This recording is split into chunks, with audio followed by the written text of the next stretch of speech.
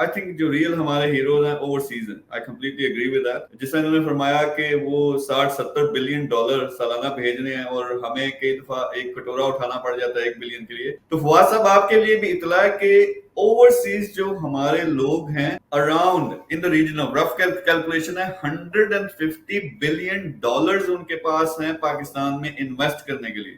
ایک تو جو ریمیٹنسز بھیج رہے ہیں آپ ان کی بات کریں انویسٹ کرنے کے لیے, تو یہ وہ لوگ ہیں. اگر میں کس مشن پہ ہوں کہ آپ جیسے لوگوں کے ساتھ میری ڈسکشنز ہوں, مجھے گراؤنڈ پہ حالات پتہ چلیں, اگر ہم ان کو کچھ دکھا سکیں کہ یار یہ فیکٹری لگاؤ پشاور کے اندر فار ایگزامپل, یہ انڈسٹری لگاؤ فلانی جگہ, اور ایک ایسا پلیٹ فارم ہو جو یہ ایک ٹرانسپیرنٹ طریقے سے بینکنگ چینلز کے ذریعے وہ سارے چیز کو ہینڈل کر سکے, تو 150 بلین ڈالر پاکستان کی اکانومی کو ریفریش کرنے کے لیے, اٹھانے کے لیے بہت بڑی رقم ہے, جو کہ اچھے طریقے سے اگر لگے.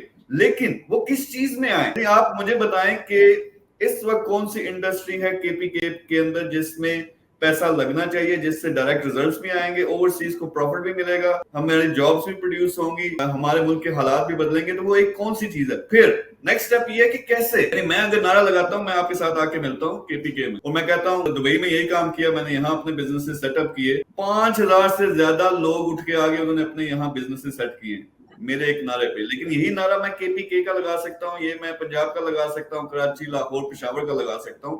لیکن مسئلہ کیا آتا ہے کہ جب میں وہاں گراؤنڈ پہ جاتا ہوں مجھے اسٹرکچر نظر نہیں آتا, پھر ٹرانسپیرنسی کے ایشوز آ جاتے ہیں. تو وہ مجھے بتائیے کہ یہ جو 100 بلین ڈالر پڑا ہوا ہے, اس نے یہ ترس رہا پاکستان آنے کے لیے, لیکن اس کا کوئی راستہ دکھائیں کہ کیسے, کہاں پہ. دیکھیں میری جان, بڑا اچھا سوال ہے, بڑا مختصر, اور اس کا آسان جواب یہ ہے کہ پاکستانی آنا چاہتے ہیں, وہ اپنے ملک کو واپس دینا چاہتے ہیں, لیکن مسئلہ یہ ہے کہ ہماری پالیسیز, ہماری بیوروکریٹک رکاوٹیں, ہمارے غلط اور ظالمانہ ٹیکس لاز, یہ پاکستان کی بربادی کا سبب ہے. آج سے 40 سال پہلے میں نوجوان تھا, یو اے ای میں ہم کام کرتے تھے, 2% ہم سے حکومت ٹیکس لیتی تھی امپورٹ آف را مٹیریلز پہ. اگر آپ نے لکڑی منگا لی تو 2% دے دو, تیار ٹیبل یا صوفہ منگا لیا تو 4%. کیا ہوا, وہاں انڈسٹری ڈیولپ ہوئی. وہ ریگستان کو میں نے اپنی آنکھوں سے نخلستان بنتے دیکھا ہے.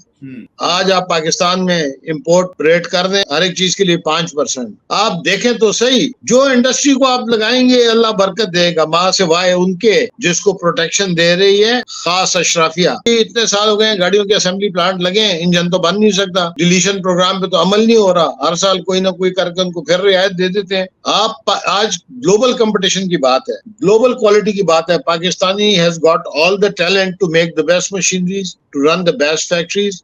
ہمارے سے تکڑے بزنس مین دنیا میں نہیں ہوں گے, ہمارے سے محنت کش لوگ دنیا میں نہیں ہوں گے.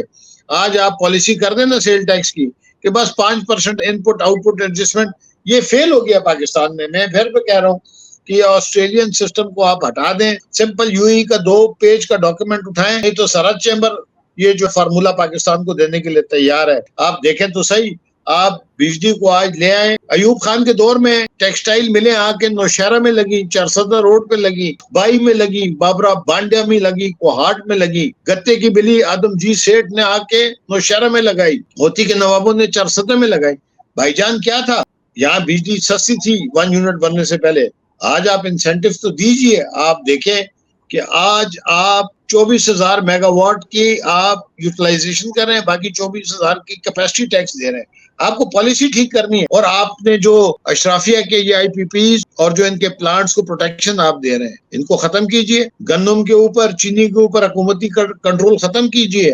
آپ لوگوں کو لگانے دیں شوگر ملیں. حالانکہ میں یہ سمجھتا ہوں کہ آج بھی ہماری جو شوگر ملیں ہیں دے آر اوور کیپیسٹی, لیکن آپ یہ گورنمنٹ کنٹرول چھوڑیں اور کمرشل امپورٹر کو بھی منگانے دیں. اس کو بول اپنے ڈالر سے تم امپورٹ کرو, ٹھیک ہے نا جی, اور اس کے اوپر معمولی سے آپ ڈیوٹی لگائیں. گندم بھی آپ چھوڑ دیں, اگر امپورٹ کی ضرورت ہے. سرکار کا کوئی کام نہیں ہے, حکومت should just be the facilitator. ہم گندم کو بھی کنٹرول کیے بیٹھتے ہیں, ہم چینی کو بھی کنٹرول کرتے ہیں, ہم گاڑیوں کو بھی کنٹرول کرتے ہیں. آپ آزاد کیجئے, ڈی ریگولیٹ کیجئے پاکستان کی اکانومی, اور آپ خالی ٹیکس ریٹ کو میکسیمم 5% امپورٹ ڈیوٹی کیجئے, اور سیل ٹیکس کو ان پٹ آؤٹ پٹ ایڈجسٹمنٹ ختم کر دیجئے, اور انڈسٹری کے لیے کھلا ہاتھ دے دیں, اجازت دے دیں. لوگ خود انڈسٹری اسٹیٹ بھی بنائیں گے. افغانستان میں جاتا رہتا ہوں جناب, وہاں پہ 45 سال جنگ رہی ہے, لیکن آپ وہاں جائیں, بجلی کھمبے انسٹال کرنے کے لیے پرائیویٹ پارٹیاں, ٹرانسمیشن لائنیں بچھانے کے لیے پرائیویٹ پارٹیاں, بلک میٹرنگ سسٹم ہے, چھوٹے چھوٹے علاقوں کے اندر بجلی کی ڈسٹریبیوشن ہے. حکومت کا کوئی کام نہیں, سب کچھ پرائیویٹائز ہے. وہ جنگ زدہ ملک جو ہے اس میں پانی کا نظام چل رہا ہے. آپ کراچی کو آج پانی نہیں دے سک رہے, تو آپ کسی کو کیا دعوت دیں گے کہ ٹینکر میں آگے پانی خریدو گے؟ یار یہاں پہ کابل میں پانی بہت ہے, وہاں پہ دیکھیں آپ کسی بھی نئی کالونی میں چلی جائیں, کسی مثلا ڈی ایچ اے کہہ لیں یا بیریا ٹاؤن کہہ لیں, آپ پلاٹ لیتے ہیں, بجلی کی کمپنی آپ کے پاس آتی ہے, آپ کا لوڈ کیلکولیٹ کرتی ہے, آپ پیمنٹ کرتے ہیں, آپ کو اگلے دن کھمبے لگ جاتے ہیں, اگلے دن تاریں لگ جاتی ہیں, ٹرانسفارمر لگ جاتا ہے. پانی والا آپ کے پاس آتا ہے, وہ آپ کو کہتا ہے کتنا پانی چاہیے, آدھی انچی کا وہ آپ سے پیسے لیتے ہیں, آپ کو لگا دیتا ہے. او بھائی جان, آپ یہ پالیسیاں چھین لیں ان سے, بیوروکریسی سے, یہ دے دیں بزنس مینوں کو, انڈسٹریلسٹ کو, چیمبرز کو, اور ہمارے ساتھ ہمیں مسل کے لیے امپلیمنٹیشن کے لیے فوج کا اکنامک ونگ چاہیے. آپ دیکھیں اگر پاکستان ایک سال کے اندر ترقی کے دوڑ پہ چل نہ نکلے, جو سزا چاہیں گے سرحد چیمبر کا یہ پریزیڈنٹ حاضر ہے اس کو دیجیے.